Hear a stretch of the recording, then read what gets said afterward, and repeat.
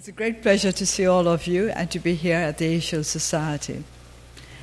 Since coming to the United States, I've been congratulated by many people, many times, and always I say to them, it's not yet the time for congratulations. We have just got to the beginning of the road, and there's a long way to go before we can claim that we have the right to be congratulated. The long road that we're going to start on is the democratization of our country. This is beginning only now. Many people think that this started in 2010 when the so-called civilian government came into power. But I do not know whether many of you are aware of the fact that 80% of the members of the government then were retired members of the military. And so it was really still military rule in effect. And of course, there's a constitution that provides the military with a very special role in the political process of the country. I won't go into the details of it now. If you're really interested in Burma, you can read the constitution. And that will show how interested you really are. But this is one of the challenges. And we contested our the by-elections of 2012 on 3 issues. We promised that if we were elected, we would try. We only give promises that we think we can give. We don't believe that giving promises easily and then saying, sorry, it was too difficult, is the way we should go about trying to rehabilitate our country. So we said that we would try. What we would try to do would be to amend the constitution, to bring internal peace, and also to establish rule of law. These 3 are connected and very necessary. We need peace in our country. We have had armed conflict in our country from the very day it became independent on the 4th of January 1948. A group of one of our ethnic groups, the Karen, rose up in rebellion on the very day we achieved independence. And since then, there have been many more rebellions. When I was a child, the expression multicolored insurgents was well known to all of us, because there were the red communists, there were the white communists, it was all so varied. And we took it for granted that this was how it was. Of course, this is not how it is in other countries, not in all countries. There are countries almost as bad as ours, which have not yet known peace, which have known nothing but conflict and internal dissension. We are now at a time, at a juncture of our history where we have the opportunity to put an end to internal conflict. This is why we have given great importance to the peace process that started some time back, and I am very happy to give the credit to the previous administration. They started the peace process. They started negotiating with various ethnic groups with regard to a national ceasefire arrangement. Now, this has not been completed. There were 16 groups which had been involved in the negotiations with regard to the ceasefire agreement, but only 14 signed the agreement. Only 8 signed the agreement, so there were 8 left. Now there are 3 other little groups which have emerged since then, and these are linked to the 8 who have not yet signed the NCA. And unless we can get all of them to sign, it will be difficult for us to claim that we have been able to achieve peace throughout our land. So the our Union Peace Conference started on the 31st of August this year, that is to say, just about not quite a month ago. When we declared that we would be holding the opening ceremony of our peace conference on the 31st of August, there were those who said it was too early. I disagreed with that. I think it was in fact too late. We should have had a peace process, a peace conference many, many decades back. Then our country would have suffered so much less. Without unity, it is difficult for a country to maintain its position of success in any field. At one time, some of you may know, we were considered the nation most likely to succeed in Southeast Asia, but we were not able to maintain this position of success for political reasons, not for economic reasons. This is something of which I have to remind many people, because the perception nowadays is that strengthen the economy and everything will go well. It's the economy that matters. If your people are rich, if they're materially well off, you will not have any problems in any areas. Now, if this were true, you would have no problems in the United States at all. And so you will understand that there are other issues than economic ones. And for us, that is peace. We lost our democratic governance in 1969, not because of economic problems, but for political reasons.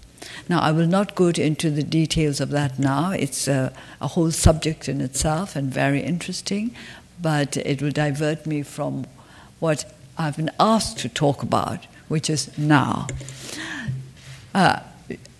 People ask me to make speeches, and they usually tell me what they want me to talk about. As a good guest, I feel that I'm bound to oblige them in some way or the other, although I do manage to weave in what I want to say as well. So now we have been elected to government. We who were the opposition for nearly 30 years. The National League for Democracy was founded in 1988, and since then we were in opposition until last year when we won the general election, when we won with an overwhelming majority. But an overwhelming majority that still does not give us the right to amend the Constitution. That's part of the old Constitution, which gives the military, really, the right of veto with regard to any meaningful constitutional amendment. 25% of the members of all the legislatures in our country, meaning to say the union legislature as well as the regional and state legislatures, are from the military. They are nominated by the Commander-in-Chief. And to amend the vital parts of the Constitution, which would make it truly democratic, we need to have more than 75% of the agreement of the members of our legislatures. Now that means that even if all the elected representatives from various parties all agreed on an important amendment, at least one brave soldier would have to stand with them and say, I agree that it should be amended. And I'm sure our soldiers are very brave on the battlefield, but when it comes to the legislature, they vote as they're ordered to vote. I think General David Petraeus is somewhere in the audience.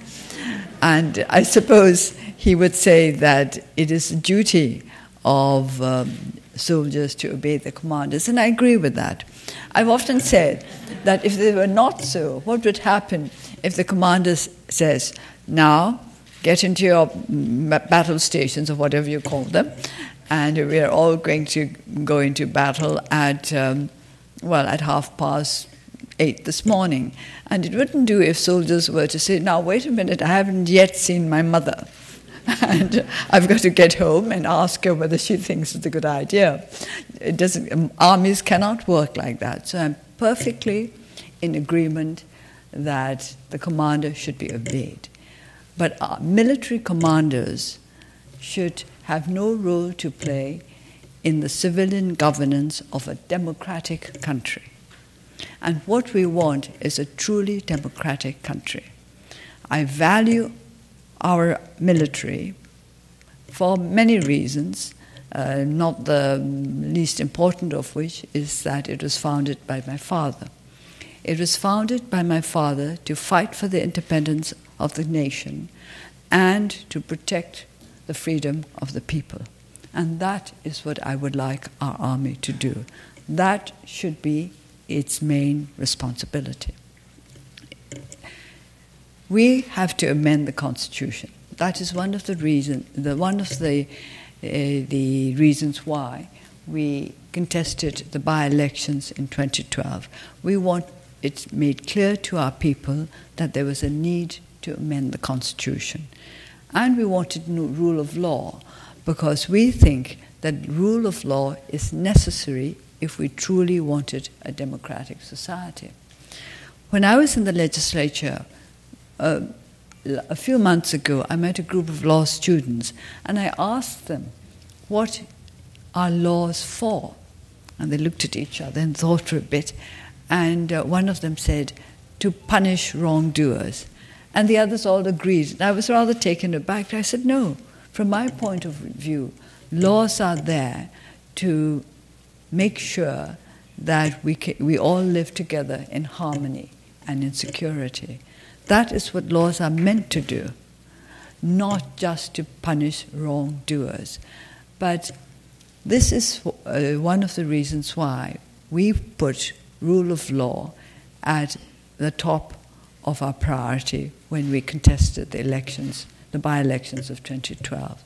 Our people needed to understand what laws were for and what laws can do for us who are individuals seeking to be part of a society that will respect our rights and also encourage us to bear our own responsibilities. And of course, we talked about the need for permanent peace, for an end to internal conflict.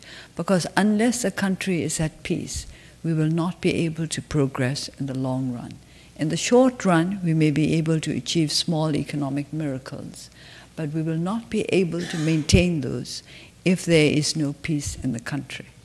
So we want peace, we want development. These two are linked one to the other.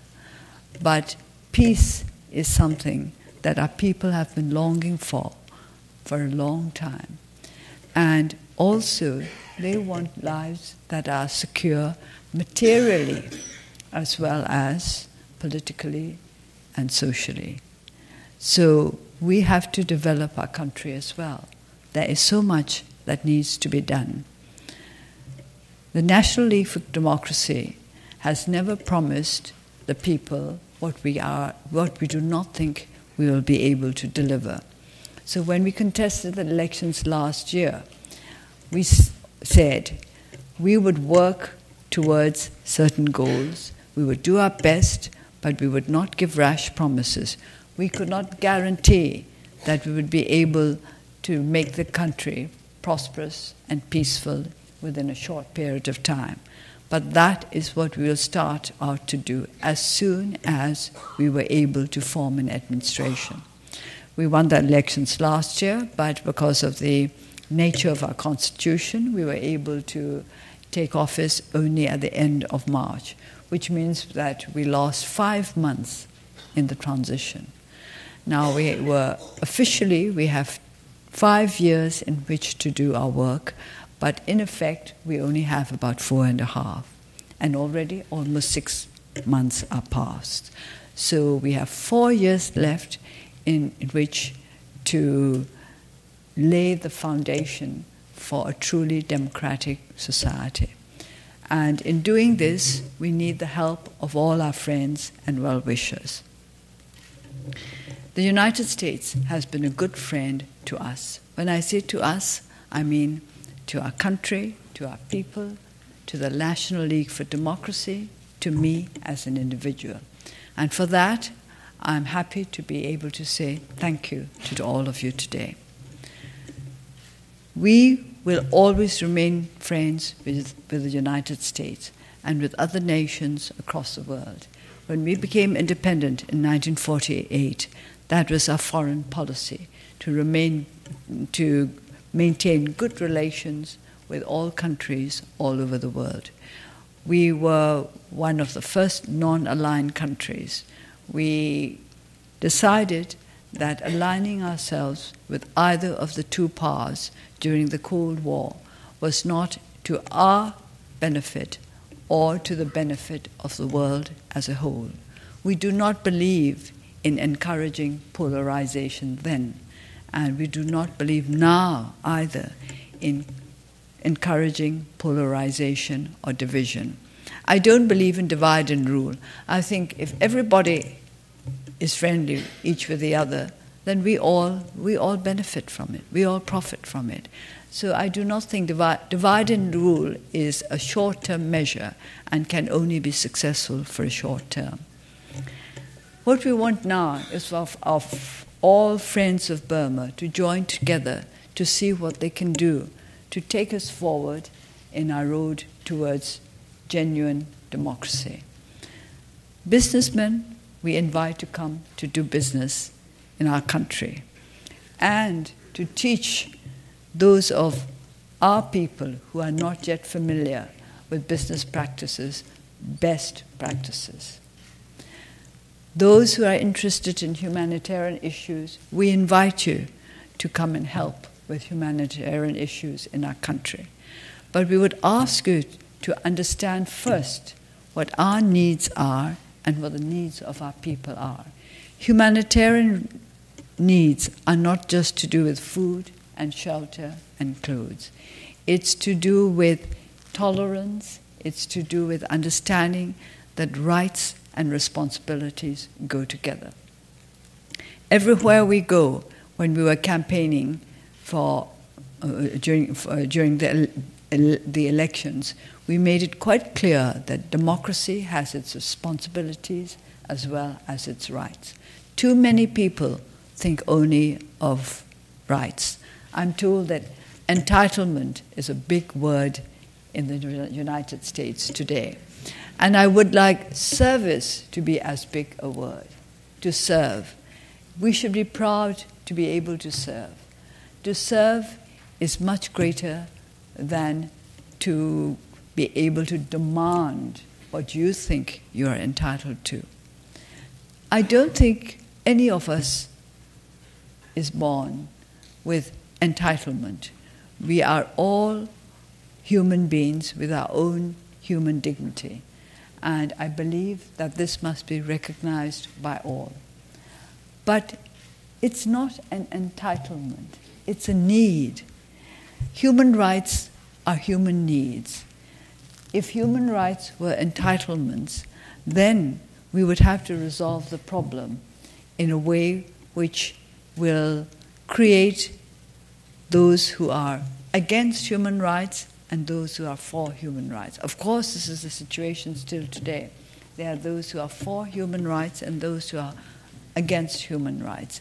But if we could make people understand that human rights are human needs, and each and every one of us has these needs, and if we could recognize other people's needs at the same time as we recognize ours, then we will be promoting human rights.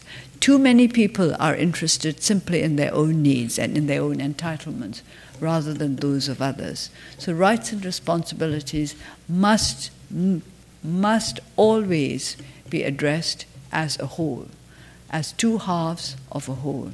You have rights, you have responsibilities, and that is what we want our people to be able to do. So we would like to learn from you. You who have been living in a democratic system for for more centuries, because we can say many centuries or a few centuries. Anyway, you have been living in this system, but you know how many problems there are. You can't afford to be complacent, much less we can afford to be complacent. How can we afford to be complacent when you can't? We have not yet even got to the end of the road, whereas you have been there some time ago. But what did you find at the end of the road? More challenges. That is how it's always going to be. That is how this world works. Wherever we get to, there will be challenges. And I've often said that the purpose of education is to equip us to meet the challenges that will come up as we go through life. So that is the last thing that I would ask you to do for us. Help us to meet the challenges that we will have to face. There are many. It's political, social, economic. I will not go into the details of what these are because I think Kevin has prepared them in his questions and I will answer them then. So I was just supposed to tell you what we would, well, as I said, I'm usually told what to say in my speeches. And I was supposed to tell you what we would like the United States to do. The United States, there's the United States government, there's the United States Congress, there are the people of the United States, and there are various organizations like you. So all I can say is that all of you, in your own way, please help us to meet the challenges that we will certainly have to face as we proceed over the next 4 years to lay the foundation for a truly democratic federal union of Burma. Thank you.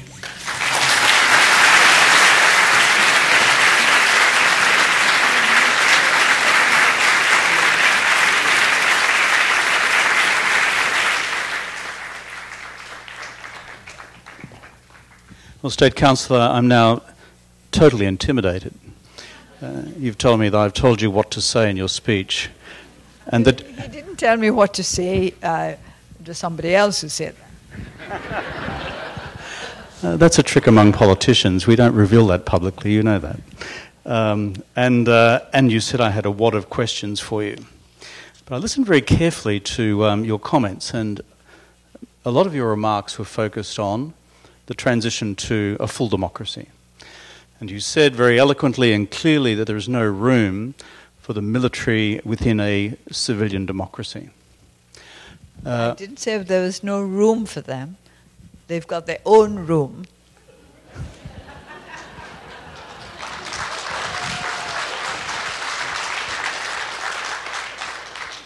As the State Councillor said before we came on stage, Kevin, you asked the questions.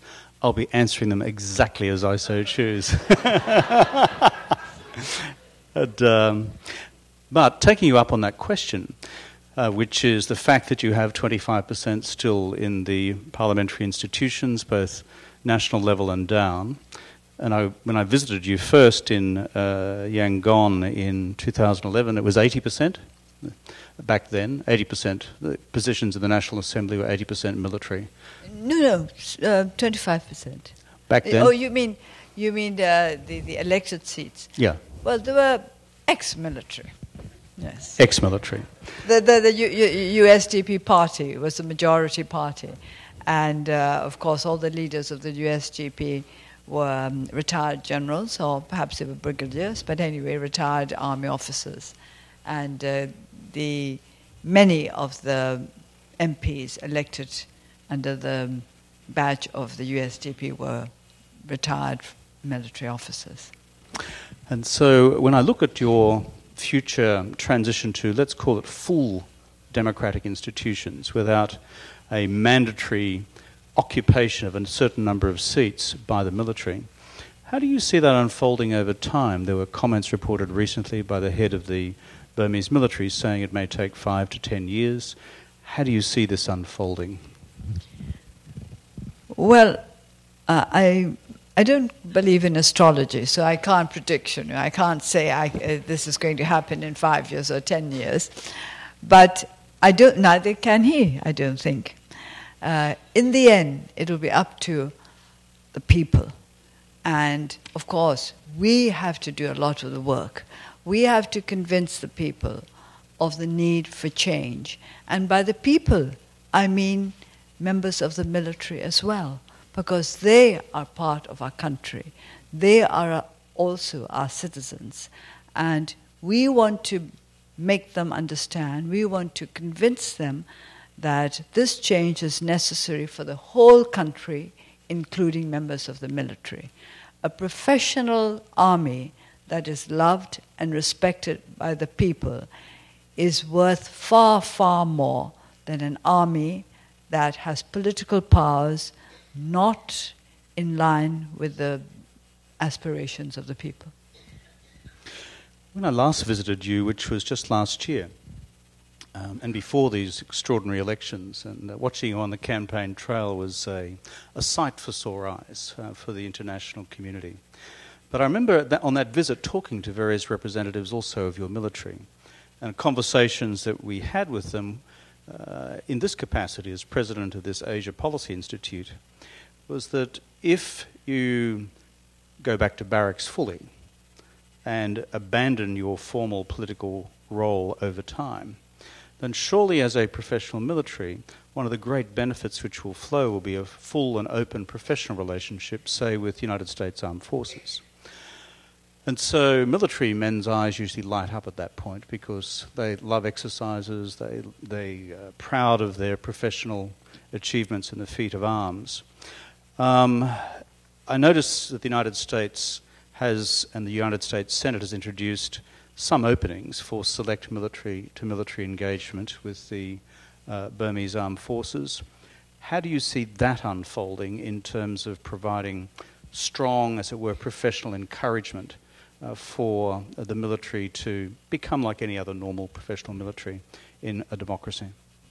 I think it's a good thing for our military to engage with militaries with other armies from democratic countries, because it makes them understand how things work in a democracy, that the army is not involved in politics, but that does not in any way make them less. In fact, in some countries, such as the United Kingdom, I'm told that the army is the most respected institution in the country, according to the research that they've done, that the people think that the army are even better in some ways than those in the National Health Service. And why? Apparently the answer is because people see them as selfless. People see them as working not for themselves, but for whomsoever they are asked to protect, including non-UK citizens. For example, when they were in Sierra Leone, I believe that was 2 years ago, the people of Britain were really proud of their military. They thought that the soldiers were so good and so selfless and so prepared to protect human life and human well-being. So I want our army, our military, to associate more with military personnel from other countries. So I think we should begin in that way by introducing them to the values of democratic armies.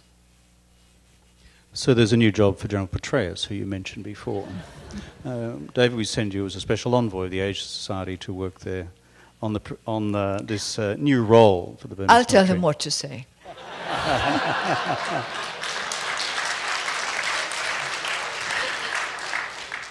That's what I mean by civilian authority over the military.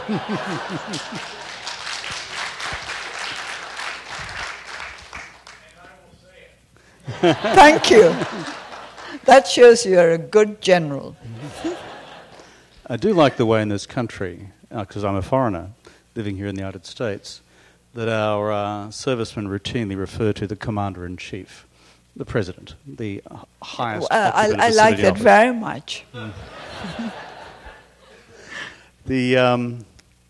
Let's look at the peace process, which you've referred to in your remarks. You haven't been in office long as a government. The process has begun. You've referred to and acknowledged graciously, I think, the work begun under your predecessor, President Thein Sein. 8 signatures, 8 still to come, and 3 at the margins. In terms of any external assistance in this process, as you would judge fit and appropriate, what might that be? Or do you see it as exclusively internal for the peoples of Burma to resolve? In the end, of course, we've got to sort out our own problems. But I do believe that everybody can help if they have a will to do so.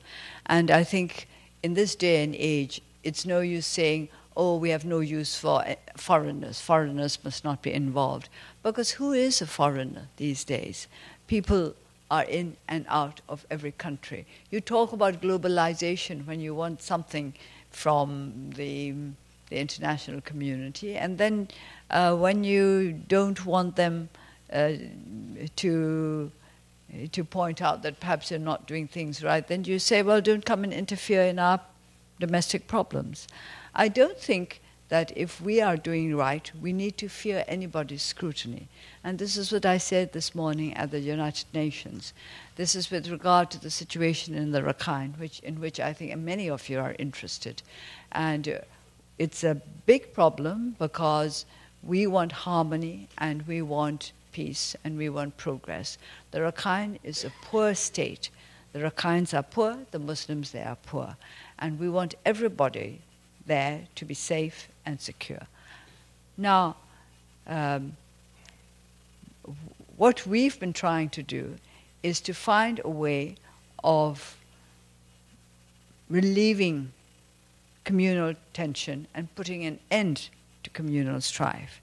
And to that purpose, we created a commission headed by Dr. Kofi Annan, because this is a matter in which the international community has been interested for quite a number of years. It became an issue that was discussed in the United Nations as long ago as 2010. So we need somebody with an international stature to head the commission that is meant to look into the real problems that are plaguing the Rakhine state. And of course, some political parties started protesting against this.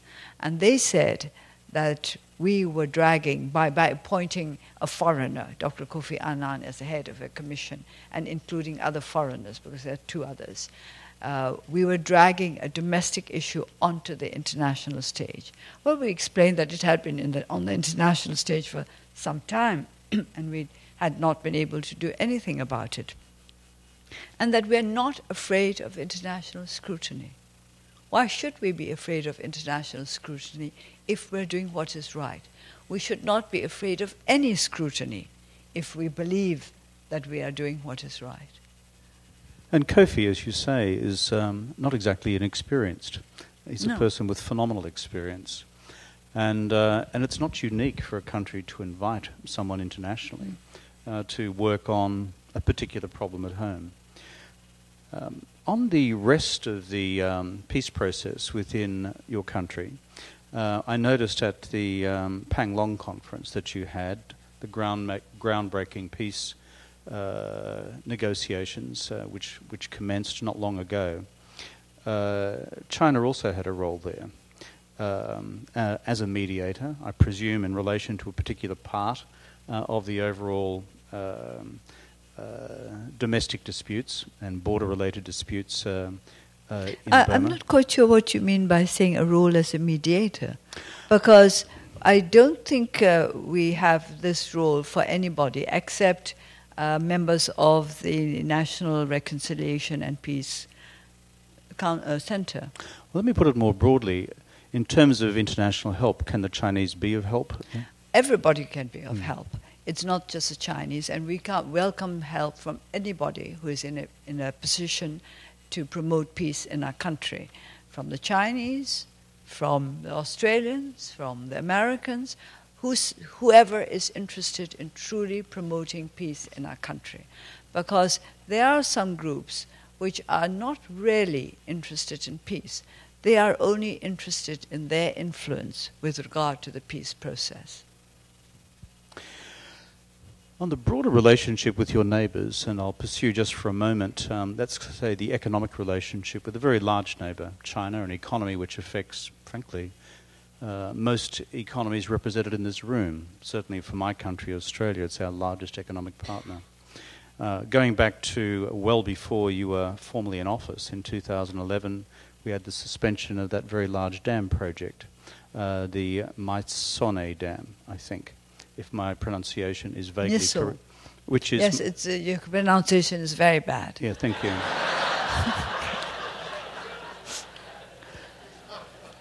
If you like, I could render it in Mandarin, but... and my Mandarin's considerably better than my Burmese, which is... That's no use if you're speaking Burmese. You're absolutely right, State Councillor. By the way, after you've studied Chinese, your head's full. You just don't go on to other languages. It's gone. On that dam project, though, which has achieved quite a bit of international publicity, and I see that there are negotiations that you've been having about taking the project forward again with the Chinese. How is all that going? Because it has been a prominent international matter which the international community has looked at. We have established a commission to look into this, and this commission is made of experts. It's headed by the Deputy Speaker of our lower house, who is a Kachin, and of course, as those who have been following the dam negotiations will know that it was going to be situated in the Kachin state. So he heads the commission, and there are many experts. There are experts on the environment, on water management, on engineering, various aspects of the Mysung project, and I'm not a member of the commission. They will be looking into this matter. Then we have experts on contracts, on social impact on the environment, etc. Many issues which need to be addressed, and they will look into this matter, and they will come up with a report, and we will be guided by the report of this commission. Well, that sounds like a sound process, looking at all dimensions of what, certainly in my experience at dam projects, are multifaceted, multi-community impacts, etc. In this audience tonight, we have people who are from across the US business community and investment community, people who know the world and people who either are doing business in your country or the wider Southeast Asian region, or who want to. In terms of the economic strategy for your country, perhaps you could spend just a few minutes explaining how you see that unfolding and what particular interests you have as a nation in attracting foreign direct investment. Well, I had to speak to the U.S. Chamber of Commerce and the U.S. ASEAN Business Council while I was in Washington. So I don't want to repeat all the things that I said there. But if you're interested, I think perhaps you could get a copy of what I said to them. But we have just... we have not yet finished the process, but we have submitted the draft of our investment law to the legislature, and we hope that it will be endorsed very soon and that it will become a law. Previously, we had two investment laws, one for foreigners and one for domestic businessmen. The foreign direct investment law and the domestic investment law. And this is not pleasing to many of our prospective investors, and we decided that we would have to change it and we would have to have one investment law. And this is now, I understand, in the hands of the legislature. They will be going through it, so I can't really tell you exactly what it's going to be like, because in the end, lawmaking is the responsibility and the prerogative of the legislature. They may amend bits of it, they may reject bits of it, or they may pass the whole as it has been submitted to them. So the investment law that is going to come out very soon will give you a good idea of what to expect if you want to invest in our country. Our economic policy also we have brought out. The main thrust of our economic policy is job creation, because we need that if we are to develop as quickly as possible. There is a high level of unemployment and a lot of hidden employment. We do not even have proper figures to tell us how bad it is. But the fact that so many of our people are going over the border as illegal migrant workers to countries like China and, of course, mostly to Thailand, and Malaysia. This tells us that unemployment is a big problem. Our families are breaking up. You see many villages where young men of strong working age are no longer there. So many. I met some young men who had been working in Malaysia as illegal migrants for about 8 years. And they had never seen a city before they came to Rangoon. I said, "You were in Malaysia for 8 years. Haven't you been to a city?" They said, "No." They went across the border through Thailand. They found their way to Malaysia. They were taken straight to a plantation. And there they've been working for 8 years. And they haven't seen a city. They've never been to KL. They were astounded by Rangoon. And of course we were astounded that people who had lived in Malaysia were astounded by the urbanness of Rangoon, if you like. And this is how our people have to earn a subsistence living. They send money back to their families, and the families manage to build themselves little houses, but they don't get to setting up businesses that will allow their men to come back and to live with them. So we need to create jobs. Everywhere I went, they told me, our greatest need is jobs. In creating those jobs of the future, a few of us were at dinner last night with Jack Ma, or in fact it was the night before. And Jack, Chinese entrepreneur, internet finance, going into a whole bunch of smaller rural communities in China, sees this as a gateway and a door to open up micro-business and small business opportunities in poorer regional areas across China. And there's some reasonably good data to suggest he's succeeding. Do you see a parallel possibility opening in your own country for the people that you've just described? Parallel, not exactly the same, because our situation is different from the Chinese situation. And whatever we do, we must not lose sight of the fact that we want to build up a democratic federal union, which is to say that in some instances we'll have to put political considerations before economic ones. For example, it would be much easier to set up some businesses in those parts of the country which are more developed, which have better infrastructure. But for political reasons, we must make sure that investment goes to the ethnic areas as well, which are less developed and which have fewer infrastructure facilities. So we can't look at our country in the way in which you look at other countries. Now, China was all right with regard to infrastructure. For example, the roads. Now, we are very poor on all-weather roads.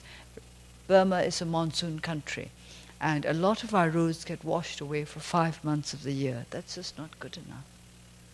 We need weatherproof roads for our people throughout the country, not just in the main areas where the majority Burmese ethnic group live, but for all the other ethnic areas as well. It's a very large country. I've been there a few times. When you look at China, you wouldn't say Burma is very large. I'm Australian. We're big on the map as well. But no, it's a big country by Southeast Asian standards. Yeah, it's the biggest in Southeast Asia. Yeah, and it's a big population.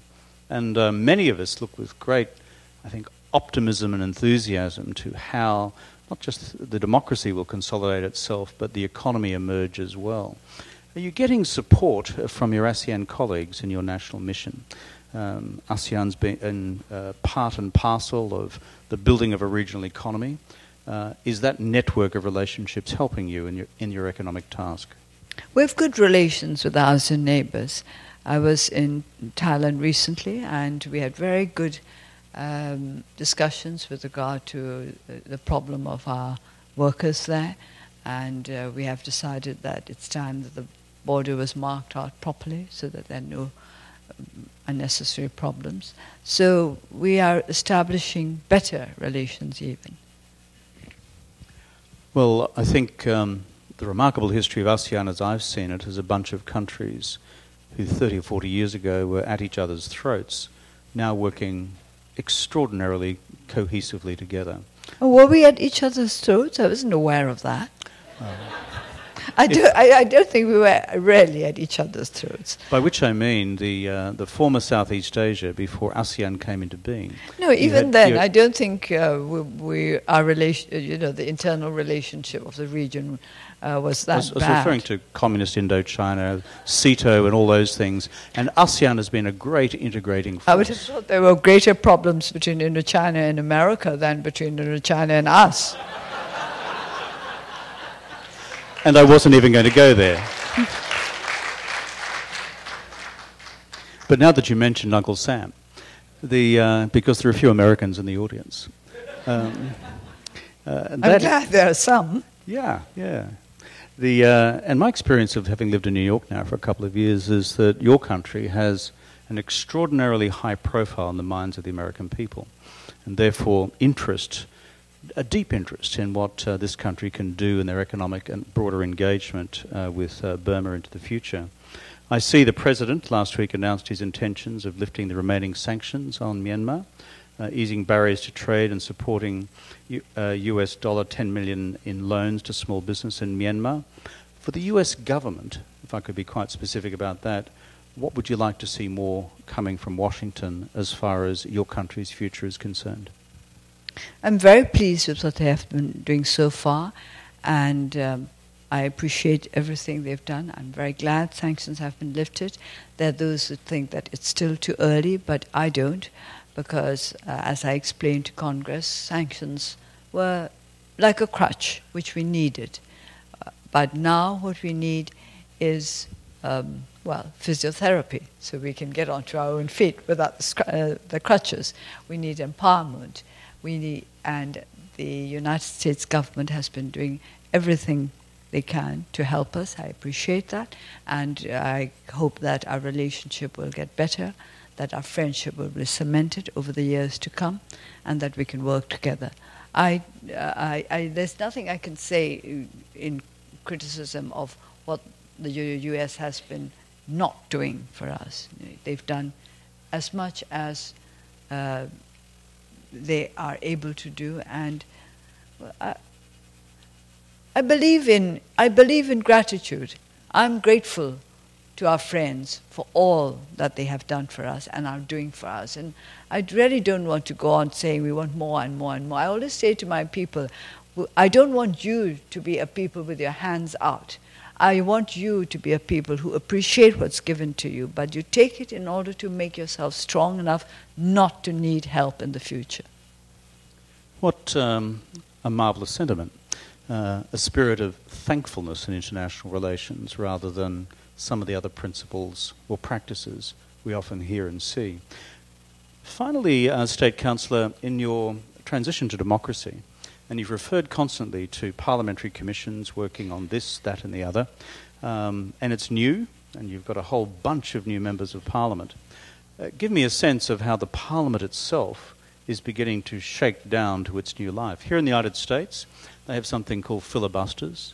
They're kind of fun to watch. I'm not sure they're fun to be in. In Australian parliaments, we don't have filibusters, we just have fisticuffs. So parliamentary democracies are a many and varied thing. How's yours evolving? And internally, how are the relationships proceeding within the institution? Well, apart from the fact that, of course, 25% of the members of our parliaments are not elected, I think they're getting on well. Some of our regulations and some of our procedures might seem a bit strange to you, but then some of your procedures seem very strange to us. So and our procedures seem strange to us as well. We're doing well. The legislature, before the elections last year, I would say that the legislature was the most democratic institution in the country because we had good speakers who were fair, who were even-handed in the treatment of the members of parliament. And although we were a small majority, we were treated as the main opposition, which we were. There were only 44 of us in the union legislature, but we were still the party with the largest number of MPs after the USDP, which had the overwhelming majority. So Parliament started really to become democratized, and we are continuing with the process. And I have to say that we have an excellent speaker in the lower house, a good party man, and a very, very, very fine lawyer, and that's important. Well, knowing the rules of procedure and running a House of Parliament is an art form in itself, as we've seen in all these democracies over time. To conclude, State Councillor, you're among friends here at the Asia Society. You've been here before. It'd be lovely to have you back again sometime, before too many years go by, to report on how things are going. So can we see you again? I'm not going to report to you, but I'd be very happy to speak to you. We are here to listen. That's all right. I'd be very, very happy to speak to you again. But I prefer it if it's a two-way conversation. That's good. Well, we'd enjoy that as well, and that's why so many of the questions that I've asked and you've accused me of having a big list here actually come from all these folk out there. So I've sought to do so representing their interests as well. It's wonderful to see you. It's just a delight to see you in this position of high office which you now hold within your country. For those who have observed your career and your life with admiration for such a long period of time. So, ladies and gentlemen, please show your appreciation to Aung San Suu Kyi. You're not going to ask them to applaud. I don't like this.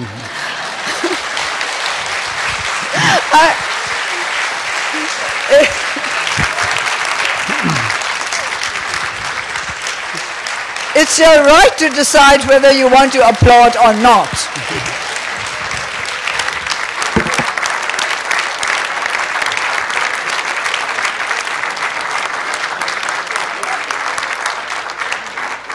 This is where you respectfully remind the State Council of Burma that I'm chairing this meeting. I can ask them to applaud if I want to.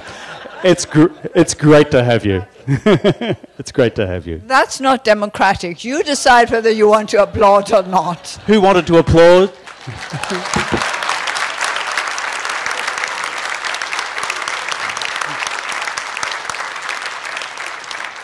Anyone here not want to applaud? I hear silence. The democratic process for the evening is concluded. Thank you so much.